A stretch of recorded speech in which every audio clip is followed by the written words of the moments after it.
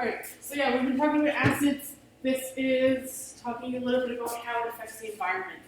Alright, so as you go through this, there's possibly things you might need to fill in on your little booklet, your paper. So you don't need a Chromebook. Why do you have a Chromebook?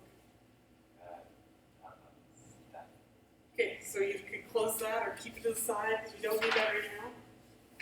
Just focus on the paper, and you need to be writing. No, you don't need that. You really just need this. Everything else. Stuff. How my binder thing? You're fine. Oh, you want your binder? Yeah. So it's I'm angled. trying to remove your distractions. It's angled for how's the binder a distraction? I don't know. Work is not fun. Okay, anyways. Focus, Kevin. We gotta get this done. I would be learning more than being distracted. There are many things that contribute to the production of acid deposition and where that acid will fall. Do you know what acid deposition is? Yeah. Okay, that's basically Is it depositing stuff? depositing what? Materials like the soil? Acid. So it's basically how when your acid rain comes down from the sky and then it gets deposited in the soil. So sort of like what you just said. So there's many things that contribute to this. So how does acid even come from the sky, and where does that acid fall? Well, let's look here. So yeah, as you go through this, normally the underlined words are the ones that you need to write down. So it says wind patterns, the jet stream, and acid deposition. So acid deposition can be transported through wind patterns like the jet stream. The predictability of wind patterns provides a way to trace the path of acid deposition back to its source. So if we look at the next one, this is the jet stream. Have you ever heard of the jet stream? It's basically how wind flows across Canada. Or this is, I guess, the States as well. For me, we live right here. So we live in Alberta, right? This is where I'm from, over here. So when I fly home to my house, or where I'm from, it's way faster to fly from here to Alberta, or to Nova Scotia. And why? It's because of the wind pattern. So the wind actually pushes the plane, and it can go faster. When I come back to Alberta from Nova Scotia, you're going against the wind, and it takes like almost an hour longer to fly back from Nova Scotia than to fly to Nova Scotia, which is pretty cool, and that's all because of those wind patterns. So our atmosphere creates these wind patterns, and this wind is what brings air from one side to the other. What's over here? What's past BC? Yeah, to Russia. So over to Asia. Where does all of our stuff come from? Asia. Asia, right? So all of the factories and stuff that are in Asia, their pollution can be brought through these wind patterns across the ocean, and it actually is really bad pollution right on the west coast because of all the pollution from the stuff that we love to buy, the cheap stuff that's made in Asia. It's the pollution from China is coming over to us. Awesome, man. So just the air from China and stuff? Yeah, so it comes over to us. You guys have seen, like, last week, but it was last week, or maybe even on the weekend, it was pretty smoky. Not pretty smoky. You could tell there was smoke in the air. Oh, Did you? It looked like it was trying to be sunny, but then it was like a haze, you know, so it wasn't really sunny. Oh, I noticed that there are a couple of songs. Yeah, and that's not actually fog, it's actually smoke. Yeah, Do you know where the smoke's coming from? California. Uh-oh. Yeah, and Washington and all here. So all down right here. You're gonna die. So all of that is getting pushed this way, and when it's getting pushed this way, sort of up and this way, it's coming to us. So the air patterns are bringing smoke towards us. There's no wildfires like right around us, we're getting smoke from the United States. So regardless of what the States does, we're like, oh, it's just a different country. Well, the air matters, because air doesn't care what country it's in, right? It'll still move across borders. So it's important, and you guys were probably pretty young, but there was a tsunami in like Eastern Asia, maybe in the early 2000s. Killed like lots and lots of people, destroyed like whole areas, like because there's a lot of islands there. So this tsunami, do you know what a tsunami is? The big wave from the ocean. Yeah. So things it destroyed tons of things, and all the rubble and garbage from that happening ended up coming onto the coast here. That's not wind patterns, but that's the ocean patterns. But definitely things from other countries can wash up or come in the air to us. Great. Moving on. Are you guys okay? The air has to go through border patrol. If only. Like, don't give us your pollution. Alyssa and Jace, are you okay? Yeah. Do you know what you've been okay with your work? What about listening? Once I'm done doing this with Calvin, we can go for a walk or something. This won't take too long. So the effects of acid deposition on the environment and the ecosystem. So I think you only need to write those words that are underlined there. So it says in Alberta, many lakes are alkaline. This is because the bedrock that the lakes sit on is limestone. Limestone contains calcium carbonate and magnesium carbonate. So something that's alkaline is what we would say basic. So that means it's like a higher pH, right? It's higher than 7. These ions dissociate and enter the water. So they break down into their ions and move around in the water. Much of the soil in Alberta also contains little crystals of calcium carbonate. The carbonate ion can act like a base to neutralize the acid deposition. So what this is all saying is it's actually pretty cool. If rain is really acidic coming from the sky, it rains down onto the ground, but the ground is really basic. So you know what acids and bases, when they go together, what happens? We need to put the new water on there. Oh yeah, it is. You don't want it. It neutralizes the acid. Yeah. So that's exactly what this is doing. It's neutralizing and it's making it neutral. Remember the pH scale? 7 is neutral, right? So if we have an acid, we have a base. When they come together, they become something that's neutral. Cool, right? So we naturally in our environment actually have something that helps us to combat the acid bases. Perfect. Beautiful. Thank you. I actually told Daly yesterday, I'm like, I'm going to get Alyssa to do that tomorrow. And then she said that you one time dropped one and it broke open and water went everywhere. Oh yeah. And I was like, maybe I won't trust this. Oh my god.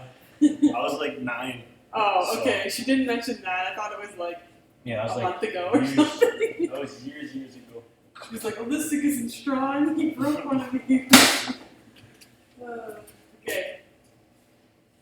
It says only a small percentage of the soil in Canada have a high potential for neutralizing. Much of the soil within the province of Alberta has high potential because of the high carbonate. So Alberta's lucky; it has lots of that basic soil, but not all provinces have that.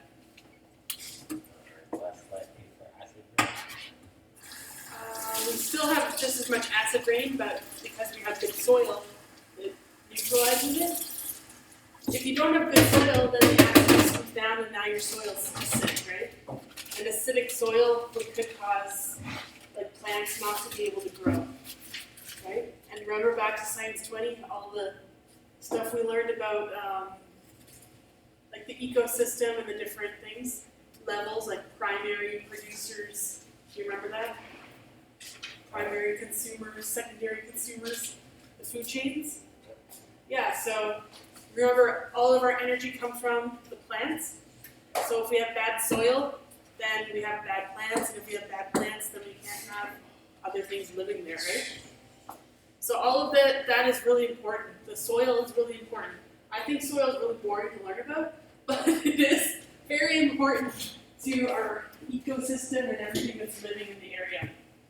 It says this diagram shows the potentials of soils and bedrock to reduce acidity.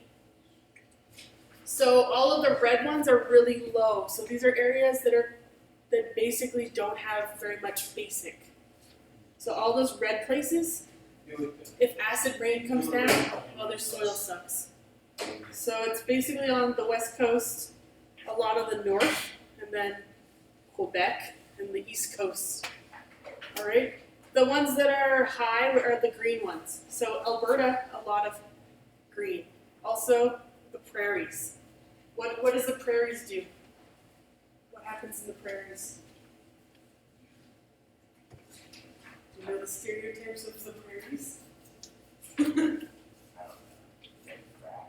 Yeah, there's lots of grass, but they grow lots of like wheat and stuff like that, which is grasses. So they grow lots of grasses, which is good because they got perfect soil. All that green area, great soil. That's why the prairies grow great. Canola, you guys know canola? You see it around here in the summer, that big yellow fields. Oh, yeah, it's. Yeah, you need that green, you need that good soil to grow canola. So they only grow canola right here, in all of Canada basically, in that green area. So, All the wheat, all the stuff that we make bread out of our grains, like 90% of it comes from this green area. Southern Alberta. Southern Alberta, southern Saskatchewan, southern Manitoba, the prairies. It's flat too, right? So it's a really good place to have big fields of grains. 90% of the canola grown in the whole world is grown right here. So like canola oil, if you look at things that you eat, like 90% of it comes from Canada. So we're a big producer of canola. That's like one of our things that we grow and sell to other countries. Anyway, I like how you guys are listening to canola. Thanks for canola. Oxidizing and reducing.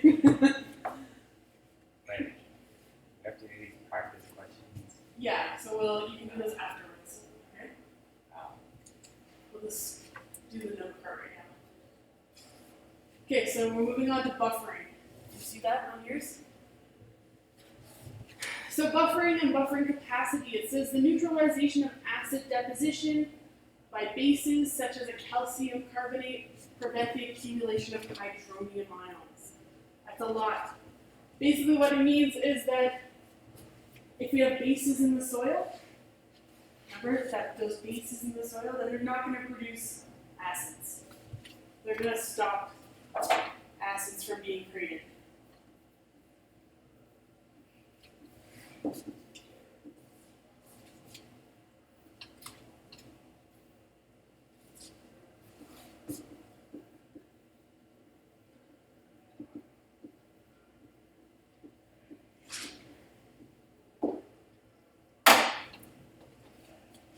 The neutralization of acids by bases that prevents the change of the pH of soil, it's called buffer, or buffering. Have you ever heard of a buffer?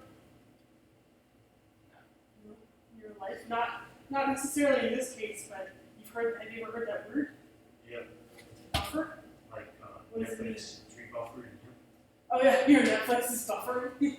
Yeah, that's not really. Yeah, a buffer really just means it's like something that like protects or it's in between the two things you want.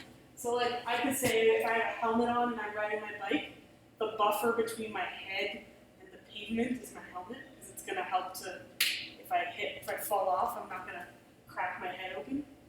So a buffer is something that protects. So I don't know what it means by buffering when you're talking about Netflix. It's protecting you from seeing nothing. So you see that's turning like a little dial. The dial of death. The circle of death. nothingness. No. So that's what buffer means. So in this case, buffer, the soil has a buffer from being acidic, which is that calcium carbonate, all of those things, the ions in the soil that are basic. Okay?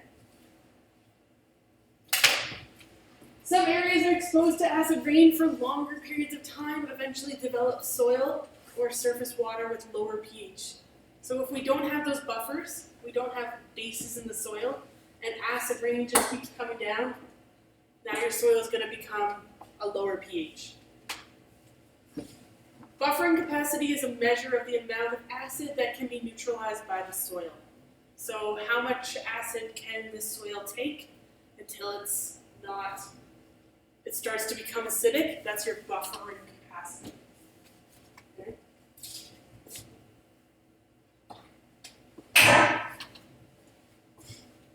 So these are some plants that can tolerate different variations in pH. They've tested these, so these are plants that we grow in the prairies, like I was just telling you. Alfalfa, it's a grain. To grow, it needs to be between 6.5 and 7. Barley has a really low range, only 6.3 to 6.5. Blueberries, 4.5. So blueberries can grow in really acidic environments. That's why you guys see blueberries just growing like on the side of the road. Do you? Like wild blueberries just grow wherever. They're going to grow in more acidic soils. So something that you can tell is that if you see certain plants growing, you can probably tell what the soil pH is going to be. If you see blueberries, well, the blueberries are growing there because it's acidic soil. I planted blueberries in my garden this year and they look really bad. I don't know if it's because the soil's not as acidic as it should be, because I didn't know it had to be that low. But, Blueberries. yeah, apparently. So blueberries, yeah, they can grow like anywhere. Fresh. Yeah. I got like 4 packs of blueberries for my birthday. Nice. Just for my cookout spring.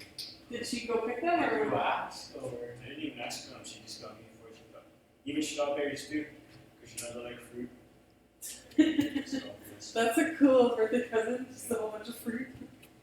I like frozen blueberries too. Like I'll just, in the winter, I'll just be eating blueberries out of the freezer. I like sass.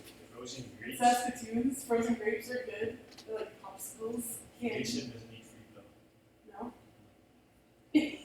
No? Alright. Do you pick Saskatoons? That's why he's just offering Do you me pick that. Saskatoons at all? Yeah. Where do you pick them? I used to pick them at my cookup's old place and stuff like that. Okay. Then last year for summer, we went somewhere. We whole summer program.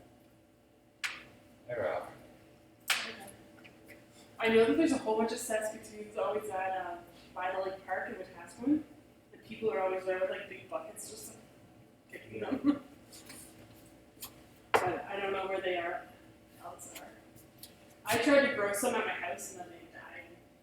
Actually, Mr. Irving ran them over with a lawnmower, so that's funny. I was like, I just planted all those like bushes there, and he's like, oh, I thought they were weeds, I just ran them over. I was like, oh, I was like out in like the 30-degree heat, like digging holes, and then he just runs them over. Like, what a jerk. So yeah. Thought they were weeds. Yeah. Just run over my plants. Sad. Anyway, back to this. So plants, nutrients, metal leaching, and pH, it says. The biogeochemical cycle, so a diagram that shows the movement of minerals from living to non-living components in the ecosystem. We talked about those last year in Science 20. There are all those different cycles, so like the carbon cycle, the oxygen cycle, the water cycle. Remember all those?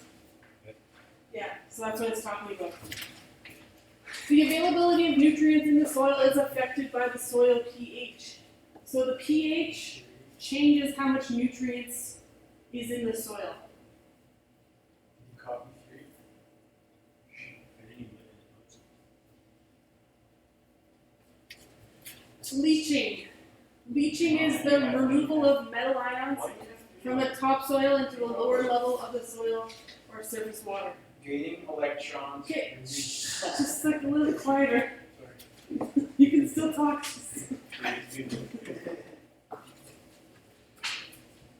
So leaching means that it's gonna like take away the metals or the nutrients from the soil, and that's what happens when we have a lot of rain, because the rain will sit on top of the soil and then it'll flow away and take away all of the minerals, and then you'll be left with just crappy soil, right?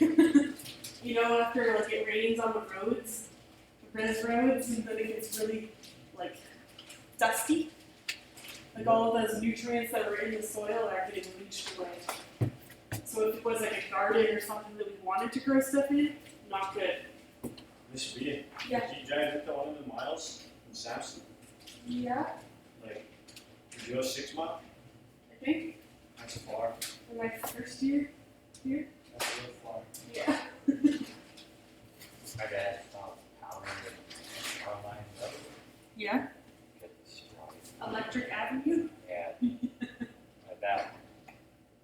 Isn't that what it's called? Electric Avenue, like after the sun. This big giant electric top.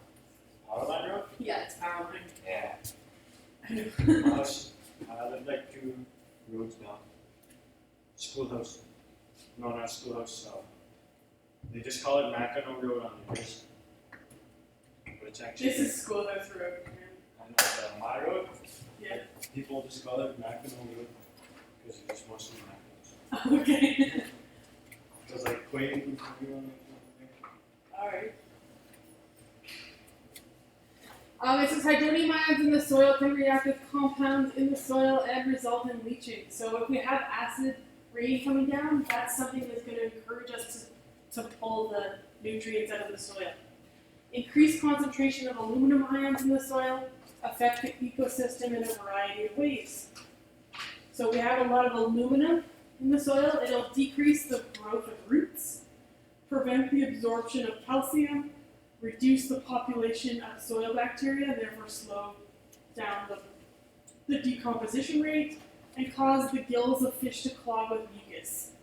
So aluminum ions really bad to have floating around in the environment. Aluminum ions? Yeah. So why would those get into the environment? Well, from factories, basically. So they're making stuff, the water, the wastewater, they pour it back into like rivers and lakes, and then these things are happening because they've basically polluting these waterways. Real dumb. Increased concentration of mercury ions in the soil can do lots of bad things, like biomagnification. Do you remember that word?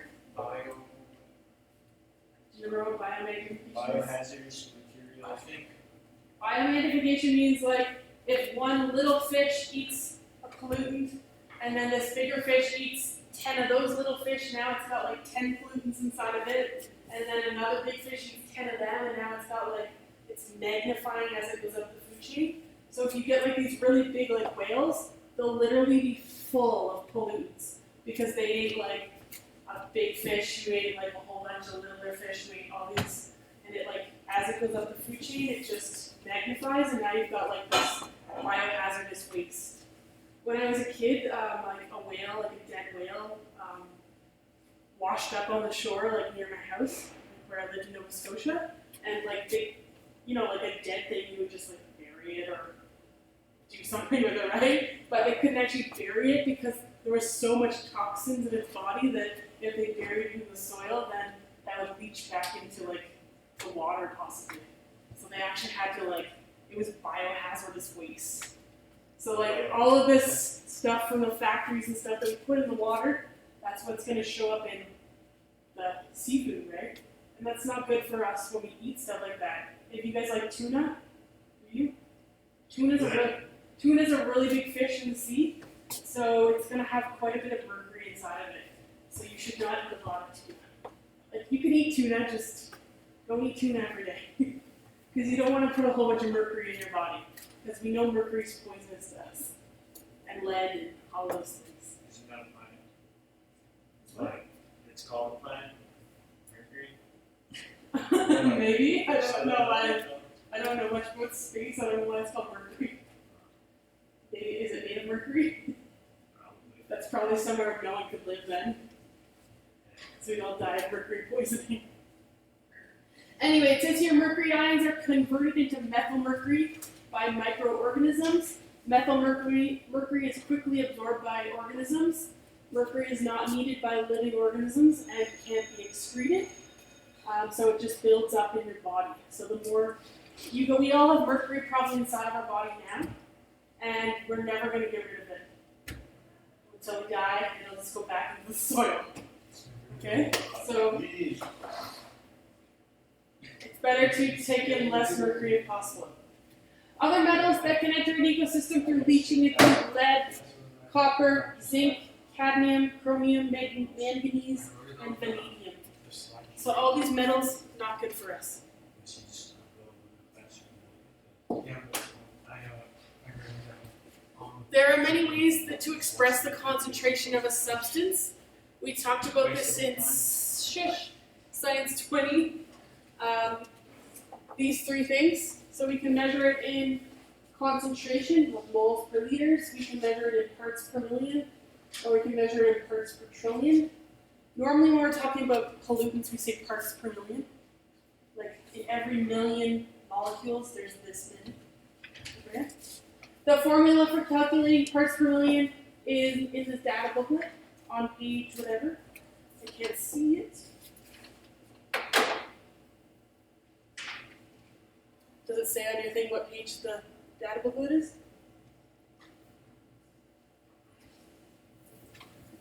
I can't move over to that side. Anyway, so that's in the data booklet to figure that out. Okay? So there's a couple practice problems that go along with that. Like, can I see your 1.3? See if we can take out any of the questions.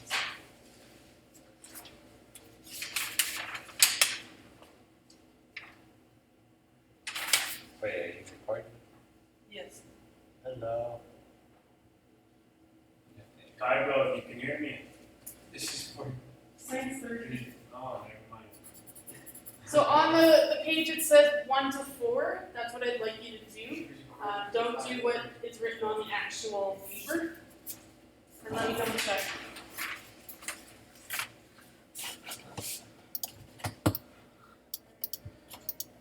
So only do what's written on the PowerPoint.